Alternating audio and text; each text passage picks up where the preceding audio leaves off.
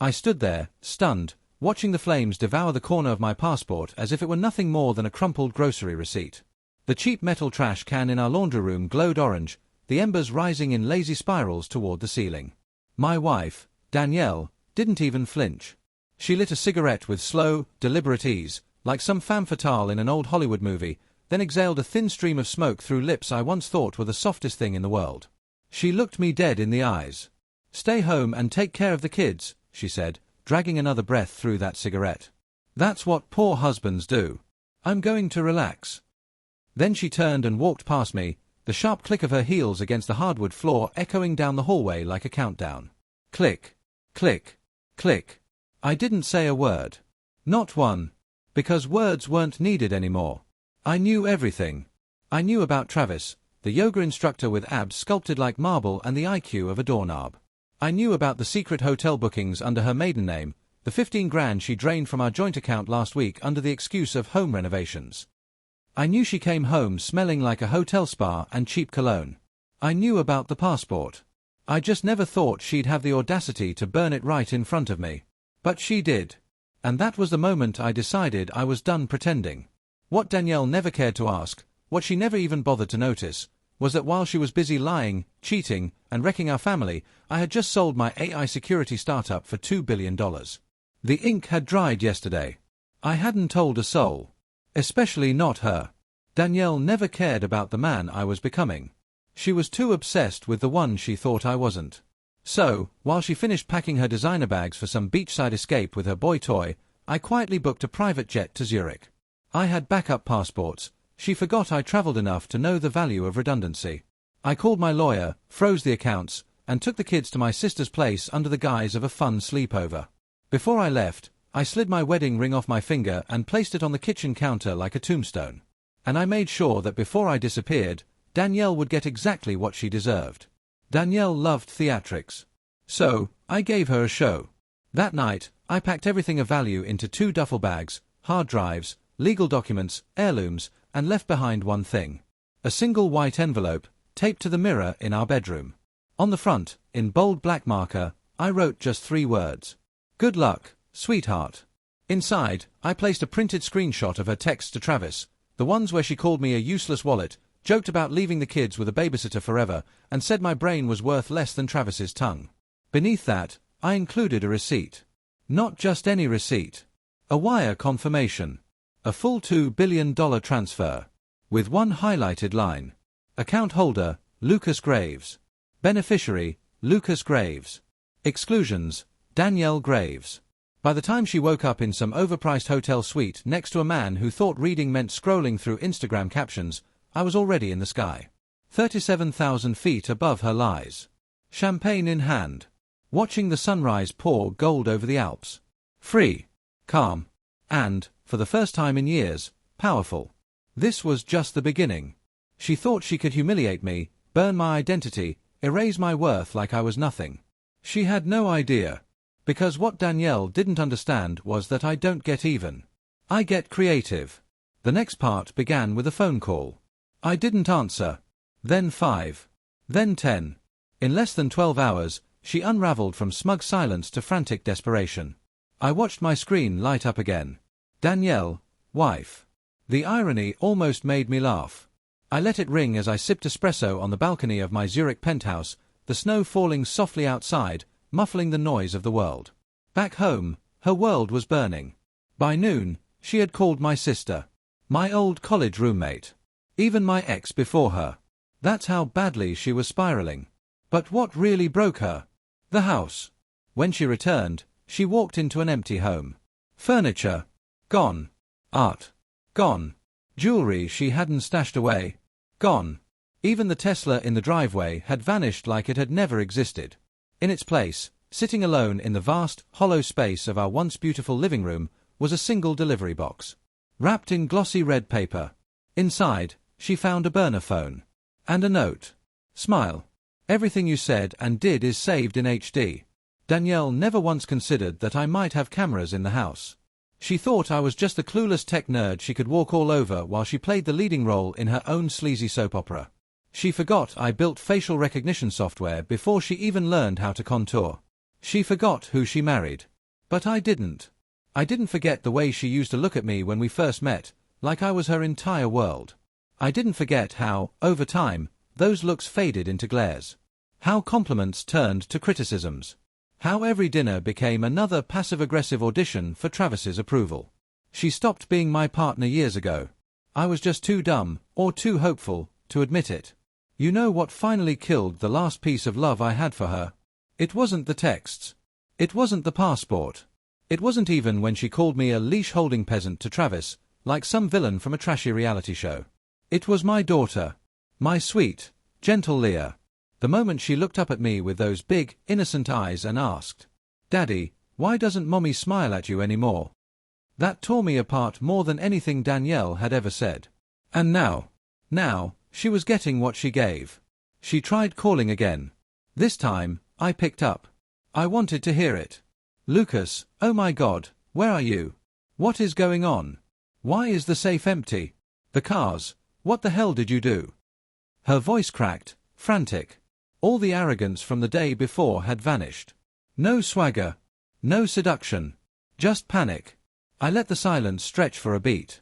Then, in a voice as calm as the snowfall outside, I said, "I did exactly what any poor husband would do, Danielle. I stayed home." "What does that even mean?" Danielle's voice cut through the silence, sharp with disbelief. "Where are the kids? Did you kidnap them?" I exhaled slowly, my fingers tightening around the coffee cup in my hand. "They're with people who actually give a damn about them," I said, my voice calm, measured. "Unlike their mother, who abandoned them to relax with a personal trainer she barely knows." A sharp intake of breath on the other end. "You're insane. This is illegal, Lucas. You can't just." "I can do a lot of things, Danielle. Especially now that I'm $2 billion richer and have legally removed you from everything we built, including our marriage." Silence. For the first time, she had nothing to say. I could hear the faint rustling of her pacing, the crack in her voice when she finally whispered, "You're lying." I almost laughed. "No, Danielle. That's your department." And then I ended the call. Let her sit there in the empty house, her ego deflating, her lover ghosting her the second he realized there were no more perks, no private jets, no luxury vacations on someone else's dime. She thought she had burned me. But in the end, she was the one left in the ashes. 3 days passed before I heard from her again. I was at a ski lodge in Davos, watching Leah and Ethan stumble through their first attempts at snowboarding, their laughter cutting through the crisp mountain air. The cold stung my face, but it felt cleaner than anything I had breathed in years. Fresh. Real. Nothing fake about these mountains. Nothing two-faced about the snow. Then my phone buzzed. A message. No name, just a number. "I'm pregnant." I stared at the words, not because I believed them, I didn't, but because I knew exactly what this was. The next desperate chapter in her script. She couldn't even fake tears properly, and now she was trying to fake life. I didn't reply. But I knew I'd hear from her again. And I did. That night, the hotel staff informed me someone had tried to book a room under my name. She had flown to Switzerland. Somehow. Probably begged Travis to buy the ticket, then ditched him mid-flight once she realized she needed a new host. She was nothing if not opportunistic. I gave the staff strict instructions. If anyone claiming to be my wife showed up, they were to be escorted off the property and handed a printed copy of the prenup, the same prenup she once laughed at, calling it paranoid tech bro energy. Funny how those papers had become my shield. Back home, she started to crumble. Social media caught wind, not from me, but from her. She posted cryptic quotes about betrayal. Photos of herself, crying, with captions like, "Some people never loved you, they just used you." And the one that almost made me laugh, a bizarre claim that I had emotionally manipulated her for years. Manipulated? I paid for her mother's cancer treatments. Bought her brother out of jail. Covered up the DUI she got while I was at a conference in Singapore. Manipulated? No. I had simply given a snake a throne. And then I got bit. I would see her face pop up on my screen, her eyes wide and desperate, pretending to be the victim. But behind the mascara and fake pain, I still saw the same woman who had once whispered into another man's neck. "He's boring. I fake everything with him." That sentence clung to my brain like rust. But it wasn't just the betrayal. It was the glee she had while doing it. She enjoyed watching me suffer. There was one night, just before it all collapsed, when I had come home exhausted, back-to-back investor meetings, running on 3 hours of sleep, my body barely holding itself together. I had reached for her, needing the simple comfort of my wife beside me. She looked me dead in the face and said, "No offense, Lucas, but I'd rather use my vibrator than listen to you breathe." Then she laughed. Like it was a joke. Like it wasn't a dagger straight through my chest. That night, I slept in the guest room. And I cried. Not because I was weak, but because I finally understood. She didn't see me as a man anymore. Just a placeholder. And now she wanted sympathy. Now she was desperate. Because the ATM had walked away. She forgot who I was before her. Before the veneers.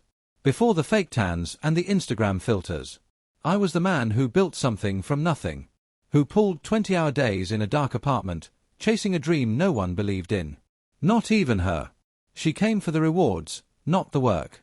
And when the rewards weren't fast enough, she found someone who could give her attention instead of a future. But attention fades. Futures don't. She made her choice. And I made mine. By the end of the week, she was standing in front of my sister's house, pounding on the door like a lunatic. Emily had already texted me a heads up. She's here. She's a mess. Yelling about the kids. I told her to stay inside, lock the doors, and film everything. Danielle had a habit of twisting reality, and I wasn't about to give her any more stage time without receipts. She screamed loud enough for the neighbors to step outside. "Where's my daughter? Where's my son? You can't keep them from me." She never asked how they were. Never asked if they were okay. Just demanded them. Like she had misplaced a purse. Inside the house, Ethan sat at the kitchen table, drawing dinosaurs, completely oblivious. Leah was curled up on the couch under a blanket, eating popcorn, watching Zootopia. Neither of them asked about their mother. And that broke me more than I'd ever admit. Because I realized something. They didn't miss her. Not the way children should miss a parent. And that wasn't their fault. It was hers. She chose beach weekends over bedtime stories. Chose being Travis's plaything instead of Leah's role model. She skipped Ethan's science fair to fly to New York and clear her head. She was never there. And kids notice. That night, I finally called her. She picked up on the first ring. "Lucas," she breathed, as if relieved. "We need to talk." I let the silence stretch. Then, finally, I said, "No." I interrupted. "You need to listen." Silence. "I gave you a life most people only dream of," I continued, voice steady, controlled. "And instead of building with me, you lit it on fire for a fling with a trainer who wears lip gloss and calls himself T-Money." No response. Just the faint sound of her breathing, uneven. "You burned my passport," I reminded her. "You tried to erase me. You turned our kids into weekend accessories. And now you think you can just scream and cry, and it'll all go back to normal." More silence. Then, barely above a whisper, I messed up. I let out a slow breath. "You destroyed everything." "That's not a mess," I shot back. "That's demolition." A sniffle. Fake. The same kind she used when she wanted to be comforted after starting an argument she never intended to finish. But that act had no effect now. Her voice dropped, soft, pleading. "Lucas, please. I didn't know you were doing so well. I thought we were sinking, and I panicked. I was scared." "No," I said. "You were selfish." She didn't deny it. I could picture her pacing in whatever hotel room she was hiding in, clutching her phone like a lifeline, probably imagining that if she just cried hard enough, I'd swoop in and forgive everything. That man, the one who bent over backward to please her, who begged for affection, who once thought her coldness was his fault, he was gone. She tried one last time. "What if we start over?" she whispered.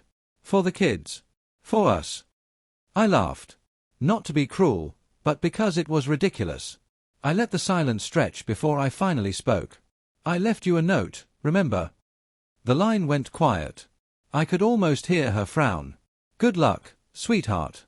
That wasn't a goodbye. That was a warning. A shaky breath. Warning for what? "You'll find out soon enough." And I hung up. The next morning, the video dropped. No announcements. No tags. No captions. Just a simple file, quietly uploaded to a private YouTube link. One I shared anonymously with a handful of key people: her parents, her colleagues, a few mutual friends, the board of directors at her yoga studio. Behind closed doors, Danielle Graves. 20 minutes of raw footage. No music. It didn't need any. Clips of her and Travis, sprawled across our couch, whispering about how dumb I was. A phone call where she bragged about deleting my emails so I'd miss a meeting. Footage of her telling Leah to go watch TV so she could sneak in a video call with her lover, wearing the lingerie I bought her for our anniversary. And then, the grand finale. Her burning my passport. That part was in slow motion. You could see the smirk. Hear her say those words. Stay home and take care of the kids. That's what poor husbands do. By noon, the video had already hit 10,000 views. By 2, her boss called me. By 5, her job was gone. Her PR agency released a statement, distancing themselves. Her yoga sponsorship was terminated. Her parents tried calling me, too, but I ignored them. They had always seen her as their golden girl. Let them sit in it for once. And Travis? Oh, he folded faster than a lawn chair. Blocked her number. Deleted their pictures. Vanished. Because when the money dried up, when the spotlight turned on, he wasn't T-Money anymore. He was just a broke guy with abs and no spine. That night, Danielle showed up at my sister's house again. Not screaming this time. Crying. Pleading. Hair pulled back, no makeup, drowning in a hoodie too big for her frame. She looked like the ghost of the woman she once pretended to be. Emily filmed it all through the window. Danielle sat on the front steps in the rain, clutching a bag of cookies and one of Ethan's old stuffed animals. "I miss my babies," she whispered into the camera. "I miss my family." Too late. Actions have consequences. And for the first time in her life, no one was protecting her from them. That night, an email arrived. Long, rambling. Apologetic in places, bitter in others. She claimed she had been lost. Said she was manipulated by Travis. Blamed childhood trauma, stress, postpartum depression. And then, like clockwork, she circled back to the classic excuse. "You weren't emotionally available. I needed attention, and you were always working." As if building her dream life was a betrayal. I didn't respond. But I saved the email. Because the next phase had already begun. Full custody. I had the lawyers. The resources. The evidence. And most importantly, the kids' quiet, steady preference to stay exactly where they were. And Danielle? She had a bag of cookies and a sob story no one believed anymore. She didn't just lose me. She lost the version of herself she had built through me. A month later, I stood in court across from her. She barely looked up. Her makeup was thick, but cracked, trying, and failing, to hold together a face that no longer knew how to smile. Her lawyer was some budget guy she probably found online, flipping through papers like he already knew he'd lost. Mine didn't even have to try. The evidence spoke for itself. The video. The texts. The financial records. Witness testimonies. And most importantly, the kid's own words. Leah, "Mommy doesn't talk to me unless her phone's off." Ethan, "Daddy makes pancakes with smiley faces. Mommy just yells." The judge didn't even take an hour. Full custody. No visitation. Not until further psychological evaluation. She cried in that courtroom. Real tears, this time. Not for me. Not even for the kids. But for herself. Because she realized. It was over. No family. No status. No money. Just the shell of a woman who had bet everything on the wrong man and burned her lifeboat in the process. As I walked out of the courthouse, Leah wrapped her arms around my leg.